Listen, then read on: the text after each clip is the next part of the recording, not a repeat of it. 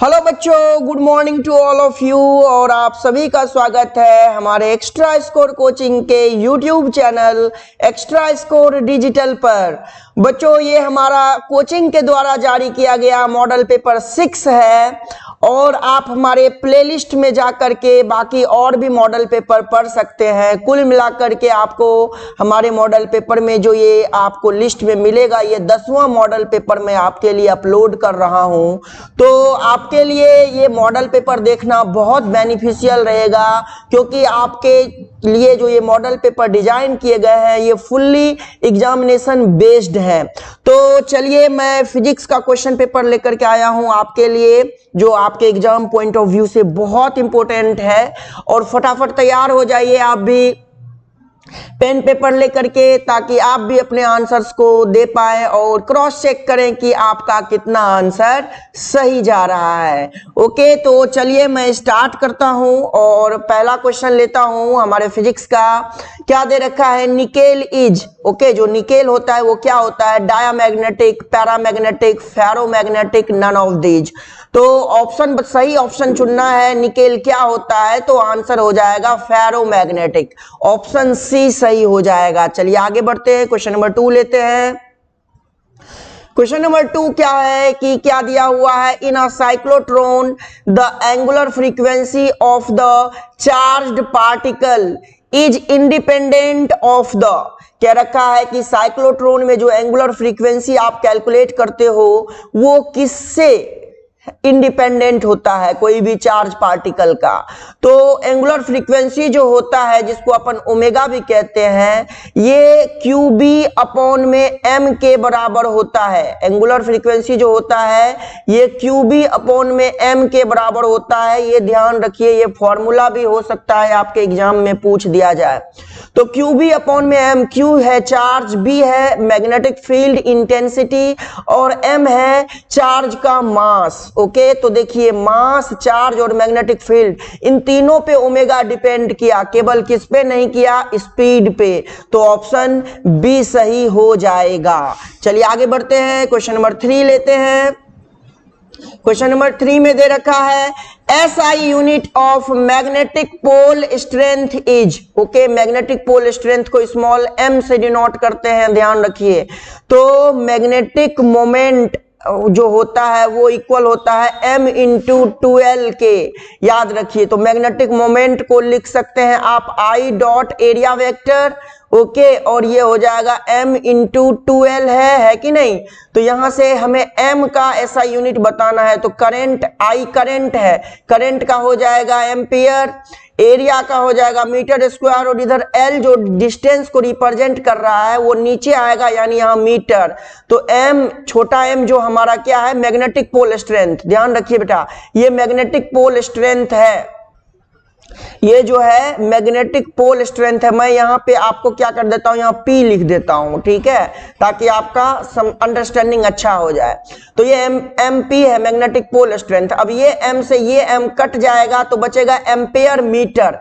Ampere metre कहाँ दिया हुआ है? ऑप्शन ए में दिया हुआ है। ओके बच्चों, तो ऑप्शन ए हमारा सही आंसर हो जाएगा। तो ये क्वेश्चन नंबर 3 हुआ। बढ़ते हैं हम लोग क्वेश्चन नंबर 4 पे, देखते हैं क्या क्वेश्चन दिया हुआ है। क्या रखा है? When the intensity of magnetic field is increased 4 times the time period of suspended magnetic needles become. तो जो टाइम पीरियड का फॉर्मूला होता है वो होता है 2 pi root over I upon में m b. Okay, I upon में m into b h. Okay, जहां पे ये I जो है ये मोमेंट ऑफ इनर्सिया है। परेशान मत होना कि ये करंट है, नहीं भैया, ये मोमेंट ऑफ इनर्सिया है, ये करंट को शो नहीं कर रहा, मोमेंट ऑफ इनर्सिया को शो कर रहा। ओके, हमें क्या दे रखा है? मैग्नेटिक फील्ड को इंक्रीज किया गया 4 टाइम्स से, यानी यहां से देखिए जो टाइम पीरियड है वो इनवर्सली प्रोपोर्शनल हो गया रूट ओवर बी के, यानी बी एच के। क्लियर है? यानी कि अपन कह सकते हैं सर T1 बाय T2 बराबर रूट ओवर बी एच, है ना, BH2 bye BH1। Inversely proportional है इसलिए ऐसा लिख सकते हैं। अब BH2 जो है चूंकि 4 टाइम्स इंक्रीज कर गया तो ये 4 टाइम्स BH हो जाएगा, अपॉन में BH1 का मान BH रखते हैं तो BH को कैंसिल करेगा, √4 का मान हो जाएगा 2।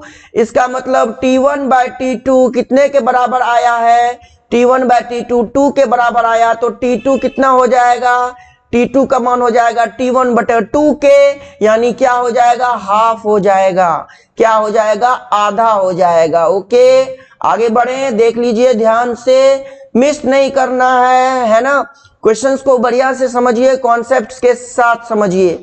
आगे बढ़ता हूं, अगला सवाल लेता हूं, ठीक है, देख लो बेटा ध्यान से, अगला सवाल ले रहा हूं मैं। क्या दे रखा है, a bar magnet of magnetic moment M is cut into 2 parts of equal length, the magnetic moment of either part is. तो अब देखिए ये बार मैग्नेट है आपके पास, आपको पता है बार मैग्नेट में एक साउथ पोल होता है और एक नॉर्थ पोल होता है, और इसका मैग्नेटिक मोमेंट जो दे रखा है वो आपको M दे रखा। अब क्या कह रखा है, इसको एकदम इक्वली इसको डिवाइडेड कर दिया, यानी काट दिया गया। तो अब ये 2 पार्ट में बट गया, ये लीजिए ये एक पार्ट और ये भी एक पार्ट। क्या पोल कटा क्या, नहीं सर, यहाँ साउथ यहाँ नॉर्थ हो गया, यहाँ नॉर्थ है तो यहाँ पे ऑटोमेटिकली साउथ हो जाएगा, क्योंकि अपने को पता है magnetic monopole does not exist, है ना। तो ध्यान से रखिए यहां पर, इस बात को समझिए कि सर ये जो बार मैग्नेट था उसका मैग्नेटिक डोमेन तो सेम रह गया, तो मैग्नेटिक मोमेंट जो होगा वो M, उसमें कोई चेंजेस नहीं होगा, इसका भी M रह जाएगा, इसका भी M ही रह जाएगा। तो ऑप्शन ए करेक्ट है 5 नंबर में, ध्यान रखिएगा, M/2 मत कर दीजिएगा बच्चों। क्वेश्चन नंबर 6 क्या दे रखा है, if phi is the phase difference between AC current and EMF then value of power factor is। Power factor किसको बोलते हैं, तो सिंपली सर cos phi को, तो आंसर क्या हो जाएगा, ऑप्शन डी। क्वेश्चन नंबर 7 पे चलते हैं, induction furnace make use of, induction furnace किसका यूज करता है, 4 ऑप्शन दिए हैं, फटाफट आंसर दीजिए। तो सही आंसर हो जाएगा ऑप्शन सी, एडी करंट का यूज करता है। अगला क्वेश्चन है क्वेश्चन नंबर 8, सब लोग फटाफट सब जवाब देना है। Faraday laws are consequence of the conservation of, Faraday law किसका कंजर्वेशन करता है, तो आंसर हो जाएगा ऑप्शन बी, एनर्जी का। 9 नंबर में आते हैं, the magnetic flux through a coil having n turns and area A placed in magnetic field B is given as, तो मैग्नेटिक फ्लक्स को कैसे लिखा जाता है, NBA, और ये कहां दिया हुआ है, ऑप्शन बी में।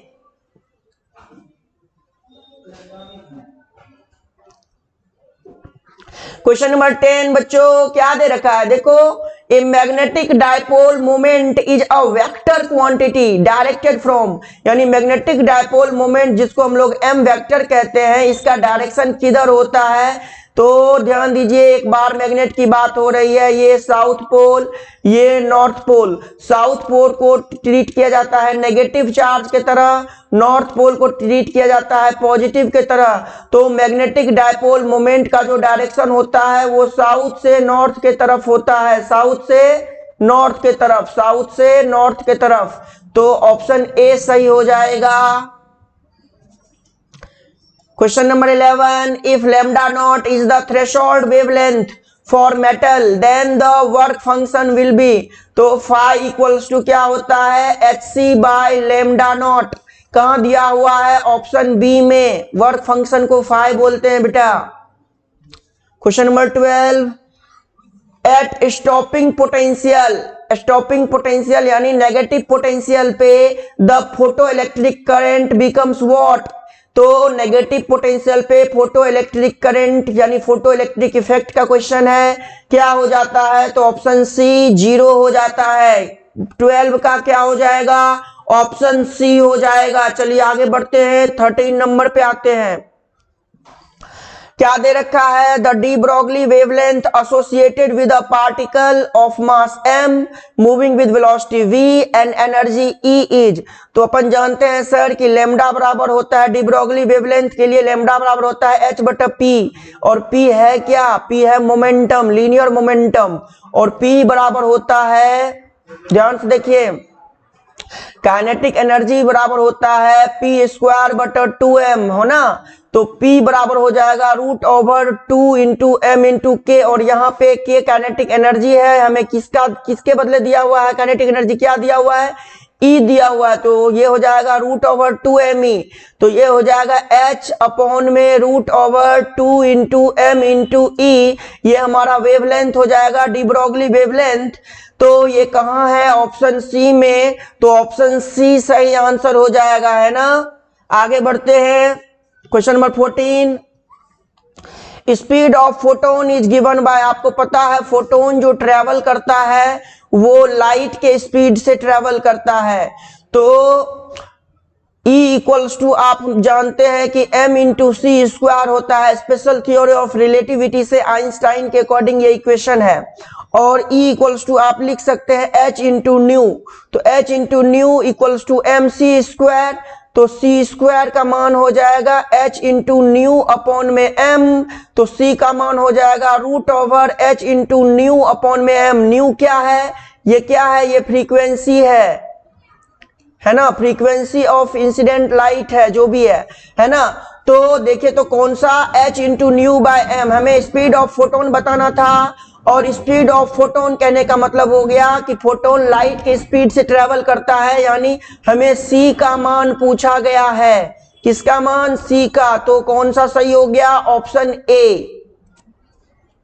15 में चलते हैं, क्वेश्चन है electromagnetic waves are produced by, electromagnetic wave कब प्रोड्यूस होता है? जब चार्ज एक्सेलरेट होता है, यानी ऑप्शन सी।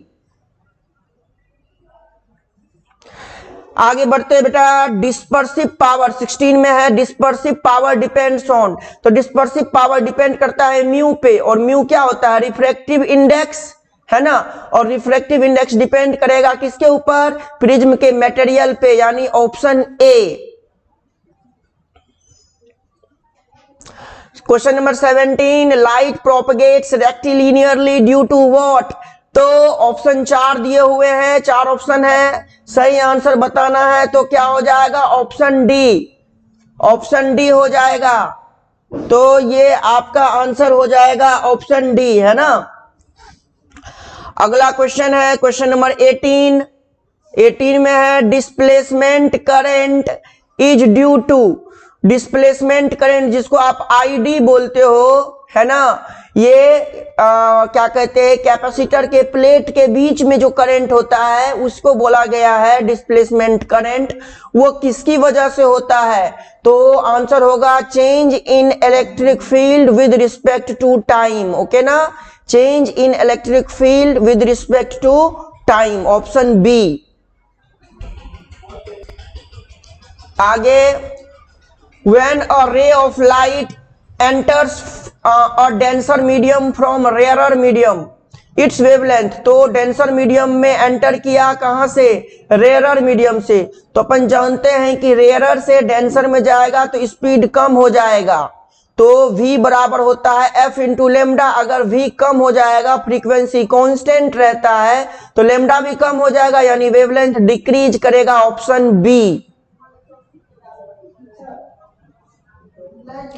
क्वेश्चन नंबर 20 पे आते हैं, क्या रखा है? Small angle prism having mu equals to 1.5 gives a deviation of 3 degree, the angle of prism is, तो जब भी स्मॉल एंगल प्रिज्म हो तो मिनिमम डेविएशन इक्वल्स टू होता है a mu minus 1, deviation 3 degree दिया है, हमें a का मान पूछा है, एंगल ऑफ प्रिज्म है, म्यू है 1.5 माइनस का 1, तो 3 डिग्री इक्वल्स टू a, 1.5 में से 1 गया तो 0.5, और 0.5 को 1/2 लिख सकते हैं, तो a का मान हो जाएगा 3 दूनी 6 डिग्री, यानी ऑप्शन क्या हो जाएगा? बी सही हो जाएगा।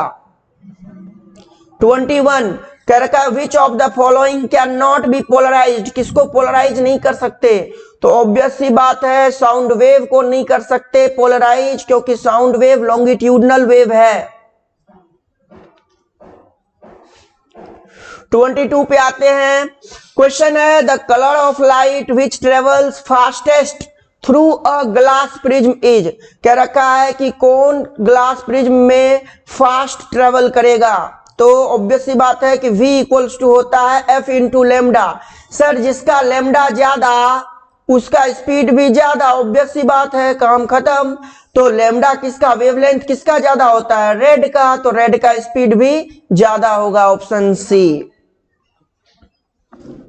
23 कह रखा है in Young's double slit experiment if slit width is doubled then the fringe width will be, तो फ्रिंज विड्थ बोलते हैं बीटा को, और बीटा बराबर होता है lambda into D by small d, है ना, beta equals to lambda into D by small d. अब क्या रखा है फ्रिंज विड्थ, तो डी को डबल कर दिया गया, तो फ्रिंज विड्थ क्या हो जाएगा, आधा हो जाएगा, फ्रिंज विड्थ क्या हो जाएगा, आधा, यानी हाफ हो जाएगा। तो ऑप्शन इसका 23 का बी हो जाएगा, हाफ्ड। 24 क्या रखा है when concave lens of glass is emerged in water it becomes, यानी ये कैसा हो जाएगा, तो ये लेस डाइवर्जेंट हो जाएगा। कॉनकेव लेंस को जो कि ग्लास का बना हुआ उसको वाटर में डालेंगे तो लेस डाइवर्जेंट हो जाएगा।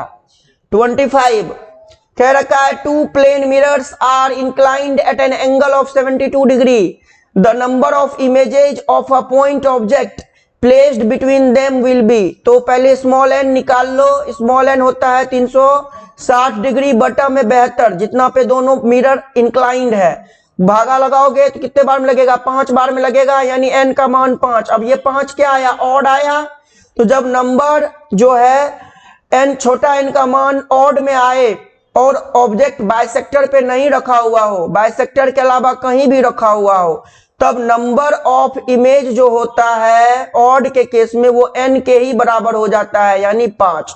अगर यही बाइसेक्टर पे रखा हुआ होता ऑब्जेक्ट, क्वेश्चन में दिया होता कि object is and the object is placed at bisector, तब नंबर ऑफ इमेज n-1 हो जाता, लेकिन ऐसा तो नहीं लिखा हुआ है, सीधा लिखा placed between them, between them मतलब कहीं भी रखा हुआ है, बाइसेक्टर पे नहीं है, ओके ना, उस केस में आंसर हमारा डी ही रह जाएगा।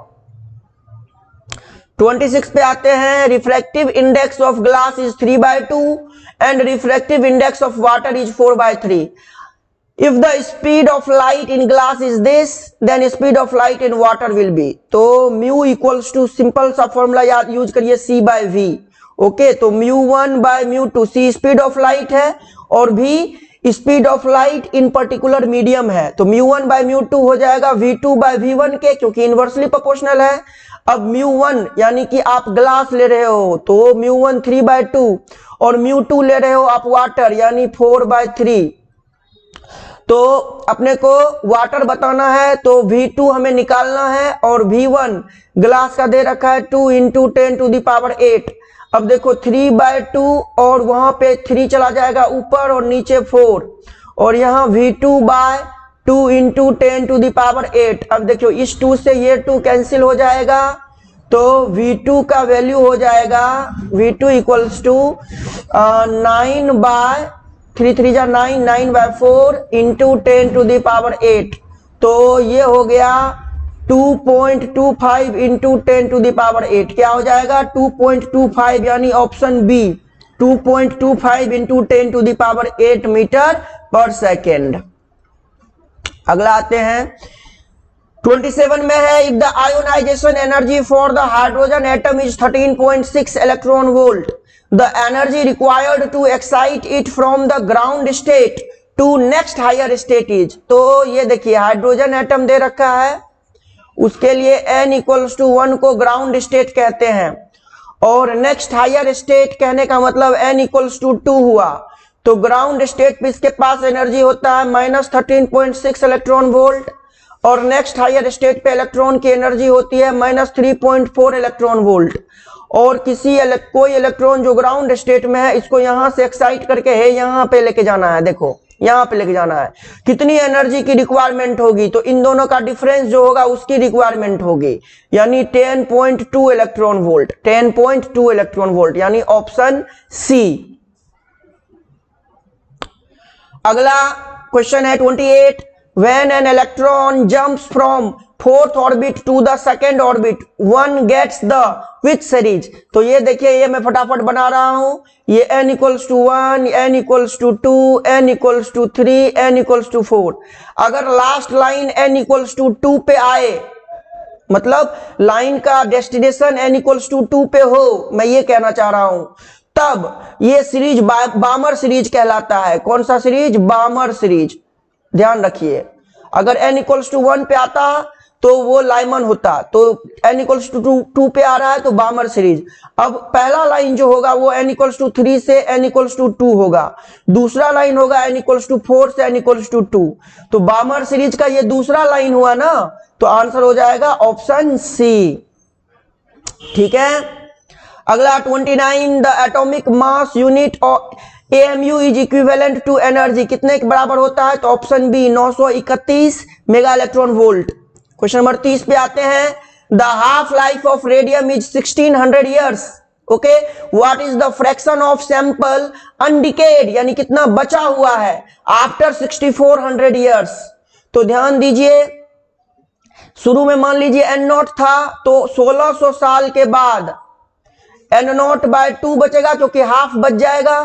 फिर अगले 1600 साल में n0 बटा 2 का भी आधा हो जाएगा, यानी n0 बटा 4। फिर अगले 1600 साल में ये हो जाएगा n0 बटा 4 का आधा, यानी n0 बटा 8। फिर उसके अगले 1600 साल में ये हो जाएगा n0 बटा में 16। ठीक है, अब हमें क्या रखा है कि कितना बचा रह गया, तो n0 बटा 16 बचा रह गया, यानी कि कितना बचा रह गया, उसका 16वां पार्ट, यानी 1/16। n0 था और बचा अब n0 बटा 16, यानी कितना बच गया, 1 बटा 16वां पार्ट। 31 नंबर में आते हैं, क्या दे रखा है, half life is given as. तो हाफ लाइफ का फॉर्मूला होता है, हाफ लाइफ का ln2 बटा लेमडा, और ln2 का मान होता है 0.693 बटा लेमडा, यानी ऑप्शन बी। 32वां में है, which range of frequency is suitable for sky wave propagation. तो सही आंसर हो जाएगा 2 मेगाहर्ट्ज से 20 मेगाहर्ट्ज तक। अगला है, which of the following is related to telecommunication. तो आंसर है माइक्रोवेव्स। ठीक है। 34, diode is used as an, diode किसकी तरह यूज होता है, तो रेक्टिफायर की तरह यूज किया जाता है। और last 35, for binary number 1101 the number in decimal representation will be. तो गिनिए कितना, 1 2 3 4 है। सबसे पहला वाला 1 लीजिए और उसके ऊपर लिखिए 2 का पावर 3, बाद वाला 1 लिखिए, उसके ऊपर लिखिए 2 का पावर 2 गुना में, फिर 0 लीजिए, फिर 2 का पावर 1 लिखिए, फिर 1 लीजिए, 2 का पावर 0 लिखिए। तो यहाँ पे पहला वाला आएगा 8, फिर आएगा 4, फिर हो गया 0, फिर हो गया 1। तो 8 4 12 और 1 13, यानी ऑप्शन सी।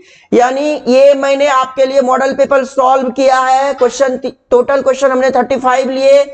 आपको बताना है कि आपको कितना सही आंसर आपने बनाया। जो नहीं समझ में आ रहा था उसको मैंने वीडियो में सॉल्यूशन करके समझाया है, तो आप उस वीडियो को, क्वेश्चंस को पॉज करके एक बार बढ़िया से ध्यान करके देख लीजिए, ताकि आपको एग्जामिनेशन में बहुत फायदा हो। चलिए, आप यूं ही पढ़ाई करते रहिए और अपना ख्याल रखिए। एग्जामिनेशन नजदीक है, प्रिपरेशन को बढ़ा दीजिए। चलिए, थैंक यू सो मच। लगे रहिए, पढ़ाई करते रहिए। Bye bye, take care.